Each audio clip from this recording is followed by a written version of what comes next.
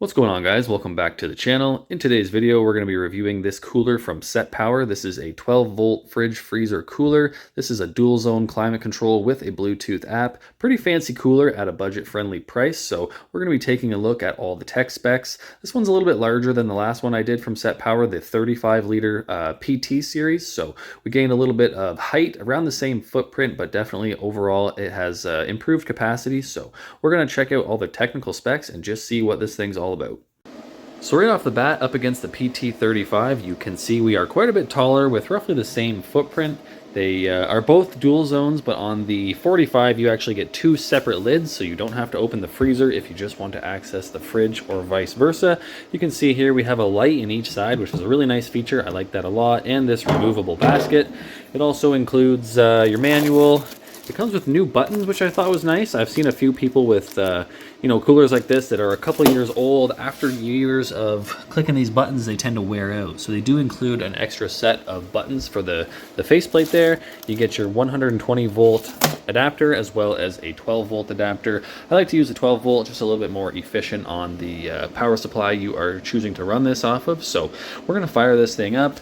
Down here on the dual zone climate control, we have a min and a max compressor speed. That's basically max or eco mode. You can set each individual zone for cooling or freezing. And then over here we have the battery protection. This is a nice feature, and I like that it's right here on the cooler. On the other ones you had to do it through the app, but this one you can just select how sensitive you want the battery protection to be. So basically, if it's in your truck or your car, if it senses the voltage getting too low, it will actually shut the cooler off so you don't end up with a dead battery. So to get this thing started, I'm going to put the compressor in max mode. We're going to set the larger side as the fridge. We'll put that at 2 degrees. And for the freezer, we'll go down into the negatives. We'll go maybe -8, and we'll just see what kind of power we're using to get this thing cooling.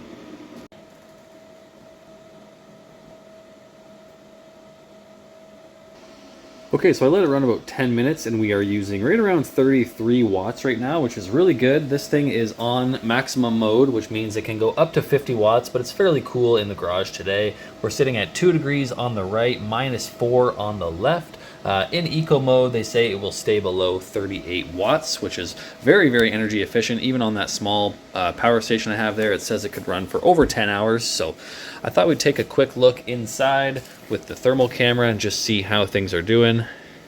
So just like on the PT35, the evaporator wraps all the way around the compartments here, down around the basket. So you can see we're down around 8 degrees Fahrenheit down there, which is nice and cold. That's only 10 minutes in. We're already right around 0 degrees, right around freezing. So this thing would have no trouble cooling off pretty quickly. I'll probably load it up full of food later or some pop cans and just see how it does bringing everything down to temp, but so far so good. Okay, so before I fill this thing up, I just want to set it down to around freezing and run it and just see how long it takes to bring the empty cooler down to temperature. So I've switched it over to Fahrenheit, and we're going to set it down to, we'll go to 30 degrees, I guess. And we'll just let that run, both sides set to 30, see how long it takes to come down to temperature. I thought I would mention they also include these little brackets. These are for up here on the handle. You can install these. If you're going to be mounting this in your vehicle, you can strap it down. Just gives you a couple more options to mount this thing. On the internet, it does show these in like a finished black painted bracket. This is rather unfinished, a little bit of a sharp edge on it. Would have been nice to see that in black and a little more polished up. So it is firing up now. You can just barely hear it. It is a very quiet cooler. They claim around 35 decibels, which is about the same volume as a whisper, so definitely holds true. Pretty quiet so far. Okay, we just hit the 9-minute mark on the right-hand side, and it hit 30 degrees. It's at 32 now as the right side shuts off when it starts cooling the left, so that's pretty quick for a cool down time from 54-ish degrees, so we'll let it keep running and just see how the left side goes. Okay, well I think I just missed it hitting 30. We're at 32 on both sides here. We're at the 19-minute mark, so anywhere between 17 and 19 minutes I would say to cool it from the mid-50s. So that is pretty good if you're getting ready for a trip. You really don't need to have this thing running too long before you go loading the food into it. I'm pretty happy with that cool down time.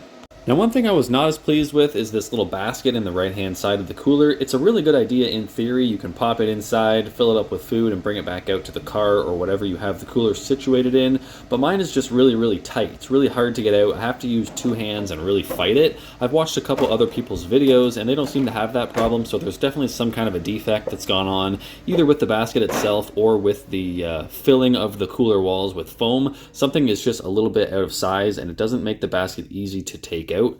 Over time, it's probably going to scratch the paint off the basket and or wear down the sides of the cooler. So I've offered that feedback back to Setpower already. They said they would make some adjustments to the sizing and improve that in the future.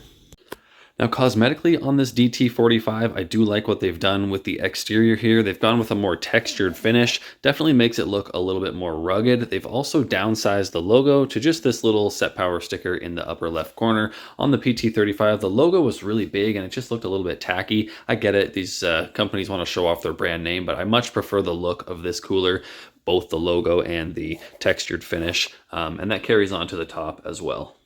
So overall, I think the DT45 is going to be a good cooler for me personally. It's a little bit bigger, so it would be best suited for a big SUV or a truck. This one fits perfectly under the back of my tonneau cover in my pickup, so I am going to be replacing the smaller PT30 with this one, but if you are a little bit tighter for space, the 30 liter is probably okay for you.